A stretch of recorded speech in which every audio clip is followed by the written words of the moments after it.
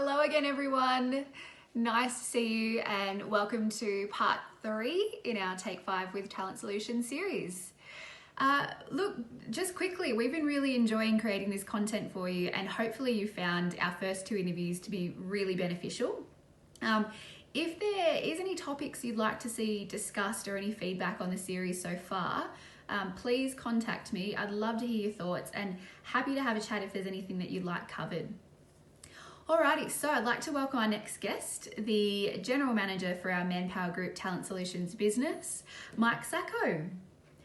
Welcome, Mike. Thank you for jumping on board today. Quick introduction for you on Mike. He has over 20 years experience in the recruitment and workforce solutions industry and actually started his career with Manpower Group before moving to leadership roles with IBM and Korn Ferry. And then he returned to Manpower Group last year. Mike leads our MSP, RPO and training solutions portfolios, and today we'll be discussing innovation and change across those areas, the topic of retraining and building a workforce in key industries and the solutions market, both now and next. Thank you for joining us, Mike. I hope you've been doing well. Nice to see you. So first question for you, what's your opinion on the current and future state of workforce solutions? Hey Sophie, I'm doing really well, thank you. Hope you are too. Thanks for the invitation to this quick chat. Good question to start off with. I think if you'd asked me 4 or 5 months ago, my answer might have been a little bit different. The traditional solutions field, so RPO, MSP, it was already changing pre-COVID, but I think it's been propelled ahead years in just a few months. Who'd have imagined that we'd have embraced widespread virtual and remote working pretty much overnight? It's not perfect, right? But the capability is much better than certainly I would have imagined a few months ago. I think the time gap between current and future states, it's much closer, certainly as we embrace this change and this rapid pace of change. We're certainly seeing that solutions are being driven increasingly by features such as agility, specialization, risk mitigation, and of course commercials too. There's increased demand for RPOs that are smaller, more nimble, and more specialized. Contract terms and pricing models, they're varying too, as I think they need to.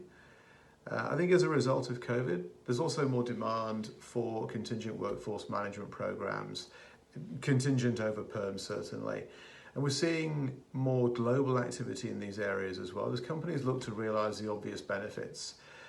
There's also some more mid-market interest where there's lower volume, but it's got to be catered to through more creative delivery models. I think solutions, whether they're in-house or outsourced, they're also being challenged positively to extend their value across the employee life cycle. So internal mobility, succession planning, and training. This last point is a huge area for growth, and it's a huge area for value as well. Excellent, thank you. And look, keen to hear about the hire, train and deploy solution. So what is the model and how have we seen organisations use it? Training is an area that we're really passionate about. The hire, train, deploy is ultimately, it's about the creation or the development of a workforce. Where demand outweighs supply, you get wage inflation, you get fierce competition for talent. Ultimately, you get work not being done. We're approaching this challenge a little bit differently. The concept's not revolutionary, right? But the real smarts are in the planning and the execution. So how do we do it? Essentially, we determine the skills gap. We figure out how to solve that problem. So what content, training, upskilling, etc. Then we focus on finding the talent with the right characteristics and behaviors and the right skills adjacencies. Because it's all proactive, it opens up a lot more source channels and strategy plays. So for example, people with adjacent skills but in declining careers can then be upskilled into a whole new career path. We've got some great D&I outcomes as well by being able to target particular talent groups.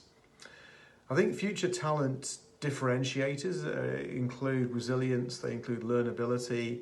Again, these models can really help companies get ahead of the curve by proactively looking for people with these characteristics, these traits, which support their future growth and their future, flexibility of their workforce. Great. And finally, key changes and areas of innovation you've seen organisations working towards. Hey, I know that we're tight for time, so I'll be brief on this.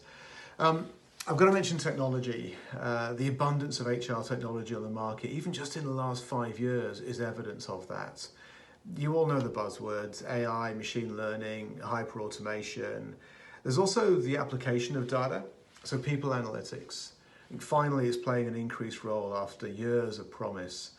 For me, though, the key element of innovation, or CI, continuous improvement, call it what you will, is actually how you bring just the right elements together to solve the problem. So it's the application of, it's the deciphering of what's really needed, the right amount, not too much, how these different elements work together and so on. For me, refreshingly, that's also an intrinsically human trait.